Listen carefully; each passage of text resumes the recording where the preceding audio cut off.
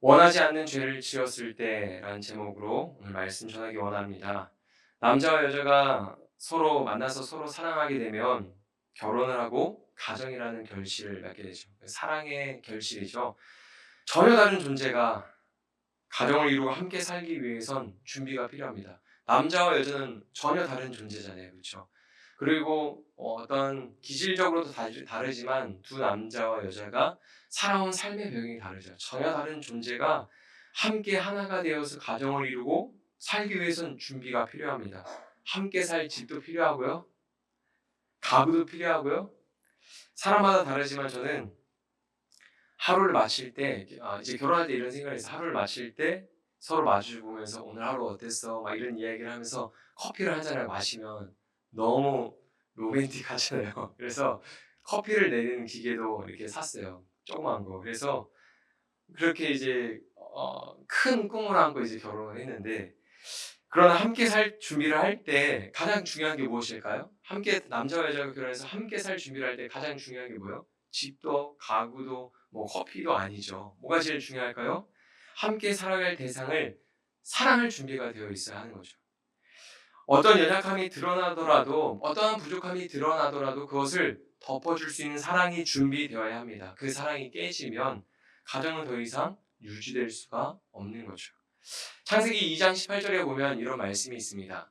여호와 하나님이 이르시되 사람이 혼자 사는 것이 좋지 아니하니 내가 그를 위하여 돕는 배필을 지으리라 하시니라. 아멘. 하나님은 남자와 여자의 관계를 돕는 배필로 정의하였습니다. 서로 부족한 점을 보완하고 하나가 되어서 행복을 누리는 게 부부의 관계죠. 근데 이게 남자와 여자 부부의 관계뿐만이 아니라 사람의 모든 관계가 그런 거예요. 서로 부족한 점을 보완하고 채워주고 그렇게 함께 살아갈 때 우리는 행복을 누릴 수가 있는 거죠. 결혼해서 살다 보면 아름다운 결실이 생기는 게 뭡니까? 자녀죠. 가정에 자녀가 생기면 어이구 우리 자녀가 생겼대 이러면서 가만히 막 평상시처럼 지내다가 그냥 아이가 응애응애 태어나서 그냥 같이 함께 살게 될까요? 아니죠. 자녀를 맞이하기 위해서 많은 준비가 필요합니다. 뭐 옷장도 사고 옷도 사고 침대도 준비하고 육아 대백과사전도 사면서 읽어보면서 마음의 준비를 하죠. 여러 가지 준비를 합니다. 자녀를 낳고 함께 살기 위해서도. 하나님은 우리를 거룩한 신부로 부르셨잖아요. 그렇죠? 거룩한 신부로 부르셨습니다. 그리고 우리와 함께 살 준비를 하셨어요. 우리를 끝까지 사랑할 준비를 마치시고 하나님은 우리를 거룩한 신부로 부르셨습니다. 하나님은 이스라엘 백성을 거룩한 백성으로 삼으시고 약속한 땅을 주셨죠. 그 땅을 정복하고 분배를 마셨습니다. 이제는 그 땅에서 함께 살아야 되는 거예요. 그걸 위해서 하나님이 제일 먼저 준비하신 게 오늘 본문에 나오는 도피성입니다. 결혼 준비를 하고 자녀를 맞이할 준비를 하듯이 하나님 가나안 땅에 들어가기 전부터 도피성의 필요성에 대해서 이스라엘 백성들에게 모세를 통해서 말씀하셨습니다. 하나님은 이스라엘 백성들과 함께 살기 위해서 그들을 사랑할 준비를 마치신 거예요. 도피성이 무엇입니까? 원하지 않는 죄를 지었을 때 살 수 있는 유일한 피난처죠. 오늘 본문 여호수아 20장 2절에서 3절 같이 읽어볼까요? 시작. 이스라엘 자손에게 말하여 이르기를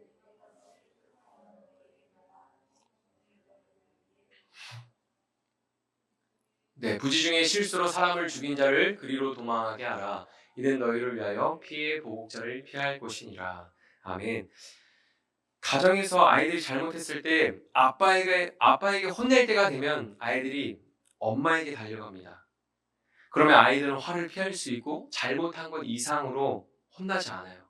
도피성은 이스라엘 공동체에서 그런 역할을 합니다. 실수로 사람을 죽였을 때 도피성으로 피해야 되는 거예요. 피하지 않고 그냥 있으면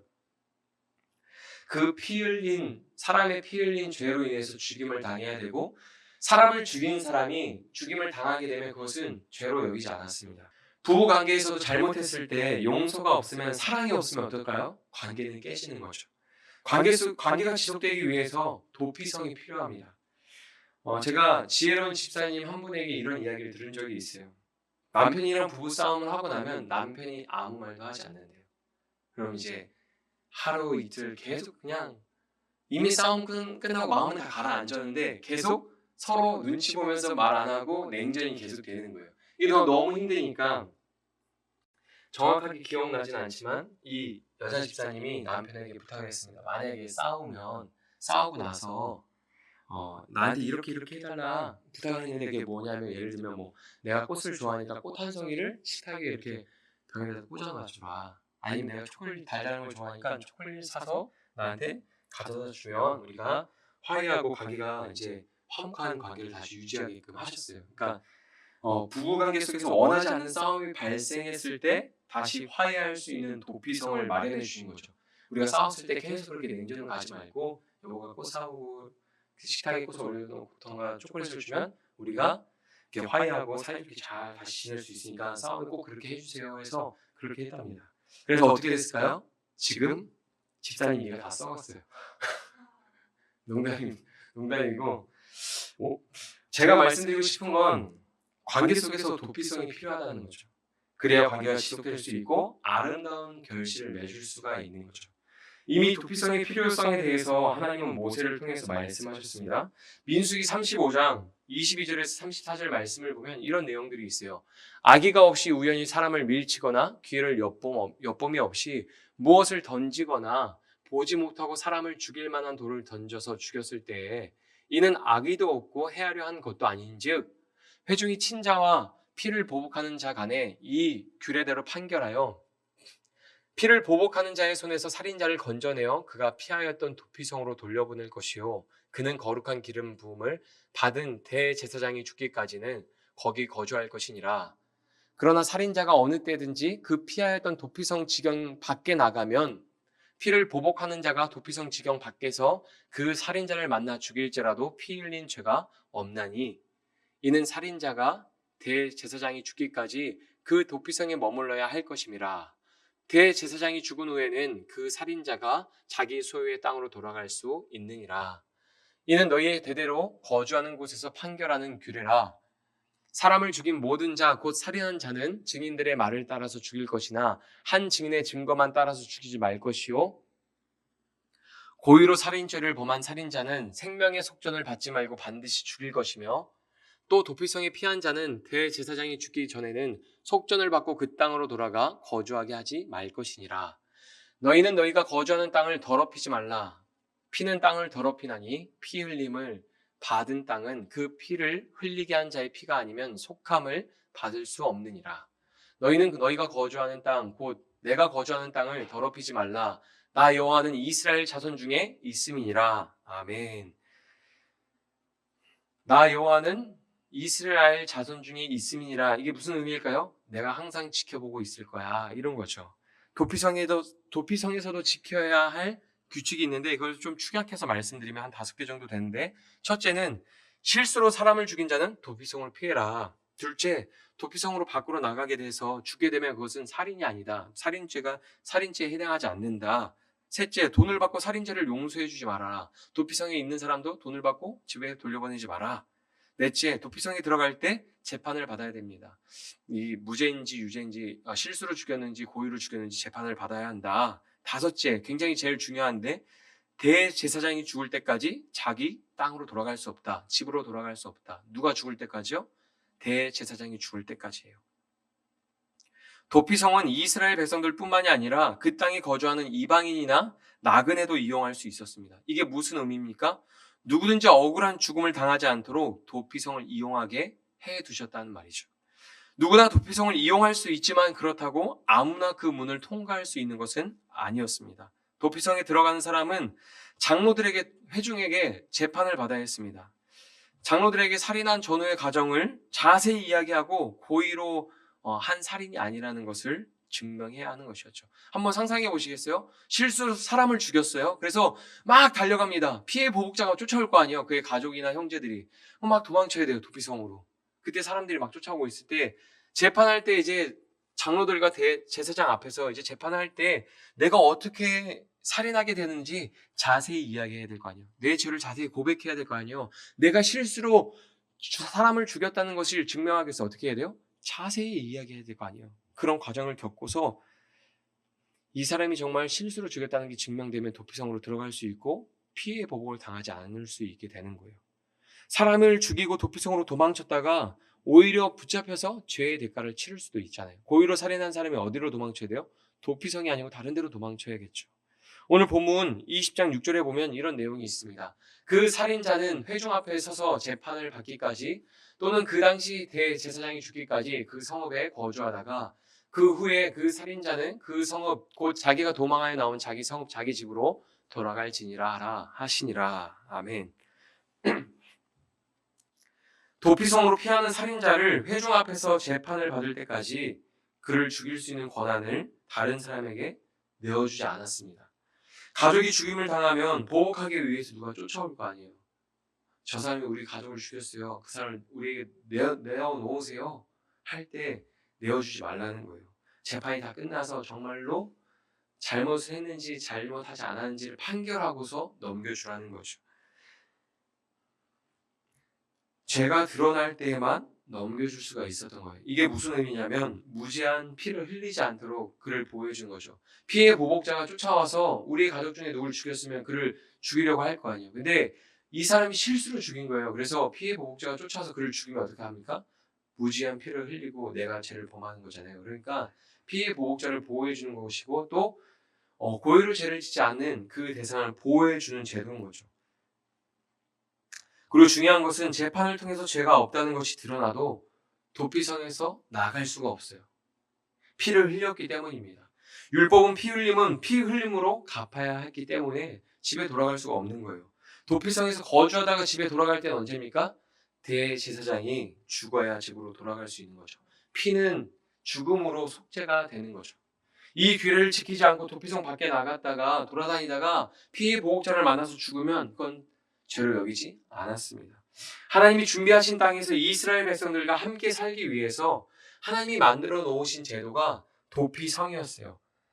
생각해 보세요. 앞에서 제가 한 집사님에 대한 예를 들었잖아요. 집사님이 남편과 화해하기 위해서 꽃을 사야 되는데 집사님이 원하는 꽃이 제주도에만 있어요. 화해하기가 쉬울까요? 어려울까요? 집사님이 달달한 걸 좋아해서 초콜릿을 선물해 달라고 그랬는데 부부싸움 후에 집사님이 벨기에 초콜릿만 먹어요. 벨기에 가서 사와야 돼요. 한번 생각해 보세요. 그럼 부부 관계를 유지하기가 힘들겠죠. 하나님이 이스라엘 백성과 함께 살기 위해서 마련해 놓으신 도피성이 깊은 산속 온달샘이 있는 곳에 위치해 있다고 생각해 보세요. 도피성을 찾고 그 도피성으로 도망치다가 다 죽을 거예요. 근데 오늘 말씀을 보면 하나님은 도피성을 이스라엘 백성들이 분배받은 땅에서 가장 잘 보이고 쉽게 올 수 있는 곳에 배치하셨어요. 그리고 도피성으로 가는 길도 이스라엘 백성들을 시켜서 다 그 길을 닦게 했습니다. 누구든지 막 달려올 수 있게끔 하셨어요. 이 길을 닦을 때 누가 했을까요? 하나님이 홍해를 가르치듯이 하나님이 길을 닦으셨을까요? 아니요. 이스라엘 공동체가 그 길을 닦았어요. 그림을 한번 보실까요? 도피성에 이제 요단강을 중심으로 이제 서쪽, 동쪽으로 나눠지는데 초록색 네모가 보이시죠? 저게 이제 도피성의 위치예요. 모두 동쪽과 서쪽 3곳씩 해서 6곳에 배치하고 있습니다. 도피성에 담겨진 하나님의 사랑이 여러분 보이십니까? 서쪽에 3곳, 동쪽에 3곳이 위치하고 있습니다. 대부분 산지여서 멀리서도 잘 보였습니다. 여호와 하나님은 누구든지 언제든지 가장 빠르고 쉽게 피할 수 있도록 길을 열어놓으셨습니다. 여러분, 하나님은 소돔과 고모라의 죄를 심판하실 때 롯을 구원해 주셨습니다. 여러분, 그 내용 기억하십니까? 하나님이 소돔과 고모라 심판하실 때 아브라함의 조카 롯을 구원해 주셨잖아요. 그 이야기 기억하십니까? 그 내용을 보면 하나님의 천사가 이 도시가 죄가 가득해서 하나님이 심판하시고 멸망시킬 거니까 이 멸망의 도시에서 빨리 떠나라고 말합니다. 근데 어떻게 합니까? 롯이 머뭇거리다가 시기를 놓치죠. 하나님이 심판하실 때가 가까이 왔습니다. 그때 롯이 요구하는 게 무엇입니까? 저 멀리 성읍을 저 산으로 도망칠 자신이 없으니까 이 가까운 성읍, 이 눈앞에 있는 작은 성읍으로 우리가 도망치게 해달라고 요청을 하죠. 그리고 그 요청은 받아들여집니다.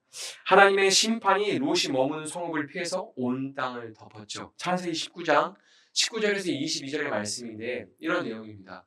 주의 종이 주께 은혜를 입었고 주께서 큰 인자를 내게 베푸사 내 생명을 구원하시오나 내가 도망하여 산에까지 갈 수 없나이다. 두렵건대 재앙을 만나 죽을까 하나이다. 보소서 저 성읍은 도망하기에 가깝고 작기도 하오니 나를 그곳으로 도망하게 하소서. 이는 작은 성읍이 아니니까 내 생명이 보존되리이다. 그가 그에게 이르되 내가 이 일에도 내 소원을 들었은즉 내가 말하는 그 성읍을 멸하지 아니하리니. 아멘.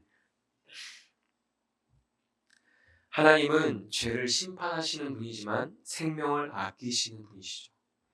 도피성은 이스라엘 백성들을 뿐만이 아니라 그 땅에 거주하는 이방인과 나그네도 사용할 수 있게 하셨죠. 하나님은 생명을 존중하고 사랑하시는 분입니다. 도피성을 만드신 이유와 그 위치를 보면 이 땅을 향한 하나님의 사랑이 보이는 거죠. 도피성은 구속사적인 의미가 담겨져 있습니다. 로마서 6장 23절을 보면 이런 말씀이 있죠. 죄의 삭은 사망이요 하나님의 은사는 그리스도 예수 우리 주 안에 있는 영생이니라. 아멘. 죄에 대한 대가가 무엇입니까? 죄에 대한 대가가 무엇이에요? 죽음이죠.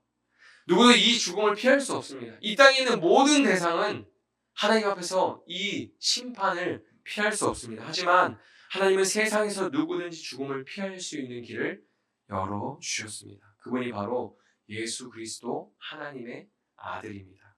예수님은 하나님께서 이 땅에 보내신 죄인들의 피난처시죠. 원하지 않는 죄를 지었을 때 누구든지 예수님께 나아가면 예수님은 그 죄를 용서하십니다. 하나님은 예수님 안에 있는 사람들에게 더 이상 죄를 묻지 않으십니다. 왜냐하면 우리의 대제사장으로 이 땅에 오신 예수님께서 우리의 죄를 대신하여서 십자가에서 죽으셨기 때문입니다. 히브리서 4장을 보면 이런 말씀이 있습니다. 그러므로 우리에게 큰 대제사장이 계시니 승천하시니 곧 하나님의 아들 예수시라. 우리가 믿는 도리를 굳게 잡을지어다. 우리에게 있는 대제사장은 우리의 연약함을 동정하지 못하실 리가 아니요 모든 일에 우리와 똑같이 시험을 받으신 이로되 죄는 없으시니라. 히브리서 9장을 보면 이런 말씀이 있습니다. 그리하면 그가 세상을 창조한 때부터 자주 고난을 받았어야 할 것이로되 이제 자기를 단번에 제물로 드려 죄를 없이 하시려고 세상 끝에 나타나셨느니라. 한 번 죽는 것은 사람에게 정해진 것이요 그 후에는 심판이 있으리니 이와 같이 그리스도도 많은 사람의 죄를 담당하시려고 단번에 들이신 바 되셨고 구원에 이르게 하기 위하여 죄와 상관없이 자기를 바라는 자들에게 두 번째 나타나시리라. 요한복음 3장 16절에서 17절에 보면 이런 말씀이 있습니다. 같이 읽어볼까요? 시작. 하나님이 세상을 이처럼 사랑하사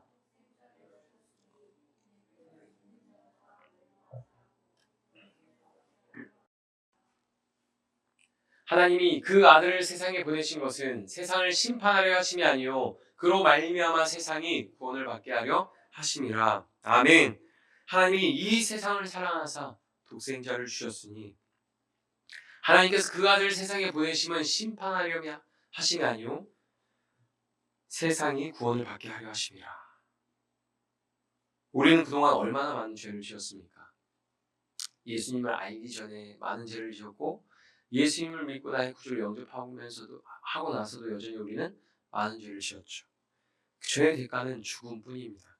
그러나 하나님은 우리의 피난처로 예수님을 보내주셨습니다. 누구든지 언제든지 예수님께 나아가면 죄를 용서받고 하나님이 약속하신 땅에서 영원히 함께 살 수 있게 하셨습니다. 이것이 우리에게 주어진 은혜입니다. 교회가 무엇입니까? 우리는 그리스도의 한 몸 된 지체입니다. 피난처 되시는 그리스도 안에서 함께 살아가는 존재죠.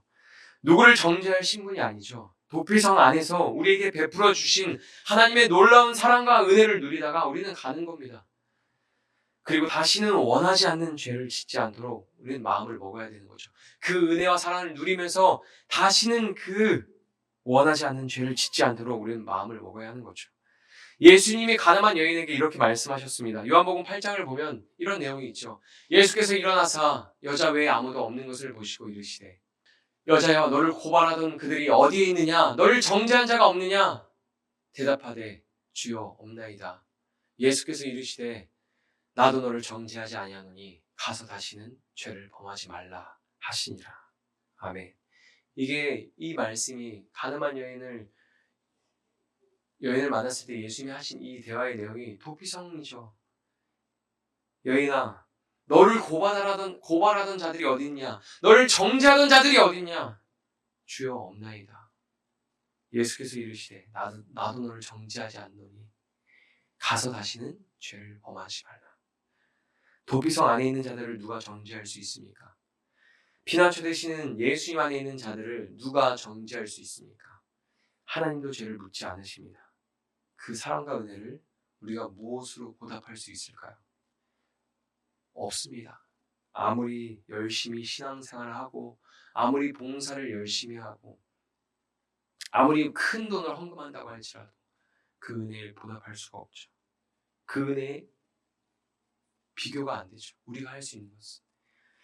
우리가 할 수 있는 최선의 삶이 아마도 가서 다시는 죄를 범하지 말라는 예수님의 말씀을 지키며 살아가는 삶일 겁니다. 하나님의 거룩한 부르심, 하나님 은혜에 합당한 삶을 살아가는 거죠. 성경 곳곳에서 우리에게 그것을 가르치고 있습니다. 하나님 은혜에 합당하게 살아라. 부르심에 합당하게 살아라. 합당하게라는 단어에 주목해서 한번 말씀을 볼까요? 고린도전서부터 한번 쭉 보겠습니다.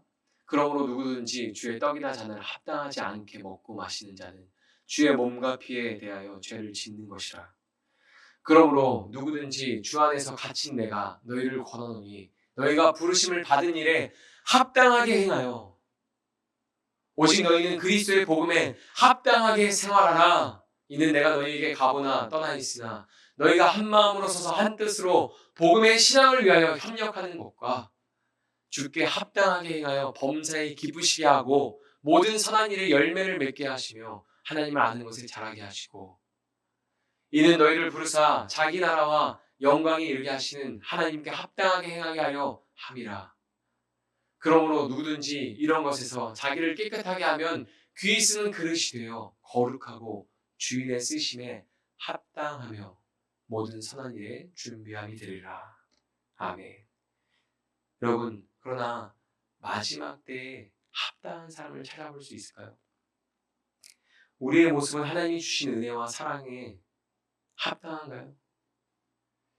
사도 요한은 환상 가운데 이렇게 말합니다. 요한계시록 5장 4절을 보면 이렇게 말해요. 그 두루마리를 피거나 보거나 하기에 합당한 자가 보이지 아니하기로 내가 크게 울었더니 합당한 자가 보이지 아니하기로 내가 크게 울었더니 사도 요한은 마지막 때에 합당한 사람이 보이지 않아서 크게 울었습니다. 우리 시대가 그런 시대죠. 교회 안이나 밖에나 합당한 사람을 찾아볼 수가 없어요. 하지만 사도 요한의 울음은 그렇게 오래가지 않았습니다. 왜냐하면 예수님이 이미 승리하셨기 때문이죠. 예수님이 계시기 때문이죠. 요한계시록 5장 5절에서 6절 보면 이런 내용이 있습니다. 장로 중에 한 사람이 내게 말하되 울지 말라. 유대 지파의 사자 다윗의 뿌리가 이겼으니 유대 지파의 사자 다윗의 뿌리가 누굽니까? 예수 그리스도를 말하는 거죠. 울지 말라. 예수 그리스도가 이겼으니 그 두루마리와 그 일곱인을 떼시리라 하더라. 내가 또 보니 보좌의 네 생물과 장로들 사이에 한 어린 양이 서 있는데 한 어린 양은 예수님을 말하죠. 일찍이 죽임을 당한 것 같더라. 그에게 일곱 뿔과 일곱 눈이 있으니 이 눈들은 온 땅에 보내심을 받은 하나님의 일곱 영이더라. 계시록 5장 7절에서 8절에 이렇게 이야기합니다. 그 어린 양이 나와서 보좌에 앉으신 이의 오른손에서 두루마리를 취하시니라. 그 두루마리를 취하심에 네 생물과 24장로들이 그 어린 양 앞에 엎드려 각각 검은 고와 향이 가득한 금대접을 가졌으니 이 향은 성도의 기도드리라. 그리고 끝에 가서 계시록 5장 12절에 이렇게 이야기합니다. 큰 음성으로 이르되 주님 당하신 어린 양은 능력과 부와 지혜와 힘과 존귀와 영광과 찬송을 받으시기에 합당하도다 하더라. 아멘. 그리스도인으로 부름받은 우리는 다시는 죄를 짓지 않고 은혜에 합당하게 살아가야 합니다. 아멘이십니까? 그리스도인으로 부름받은 우리는 거룩한 신부로 부름받은 우리는 하나님의 그 은혜 앞에서 합당하게 살아가야 합니다. 하지만 우리가 원하지 않은 죄를 범하게 되었을 때 우리의 피난처 되신 예수님을 기억하십시오. 우리가 거룩한 삶을 살아가고 은혜에 합당한 삶, 부르심에 합당한 삶을 살아가야 하는데 우리가 원하지 않은 죄를 범하게 되었을 때 우리의 피난처 되시는 예수님을 기억하십시오. 그리고 그분께 나아가서 우리의 죄를 다 고백하십시오. 도피성에 나아갔을 때 장로들 앞에서 재판을 받을 때 자기의 죄를 다 고백해야 그가 살 수 있었잖아요. 예수님 앞에 우리의 죄를 다 고백하십시오. 합당하지 않은 우리의 모습도 그리스도로 말미암아 위로를 얻게 될 것입니다. 우리를 위해서 이 땅에 오시고 죽으시고 다시 살아나신 주님께서 하늘 보좌 앞에서 우리와 함께 하시기 위해서 우리를 기다리고 계심을 기억하시기 바랍니다. 하나님은 시작하실 때 이미 우리를 끝까지 사랑하실 준비를 마치셨습니다. 그 준비를 마치시고 시작하셨어요.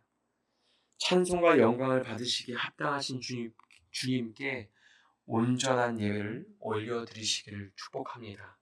우리의 삶을 주님께 맡기십시오. 우리의 삶을 다 주님께 바치십시오. 아까 롯에 대한 이야기 들었죠. 멸망할 도시에서 머뭇거리다가 시계를 놓쳤잖아요.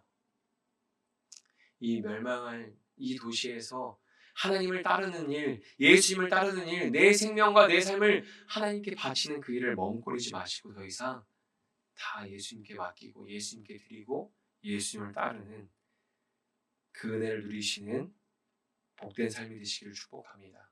지금 같이 기도하기 원합니다.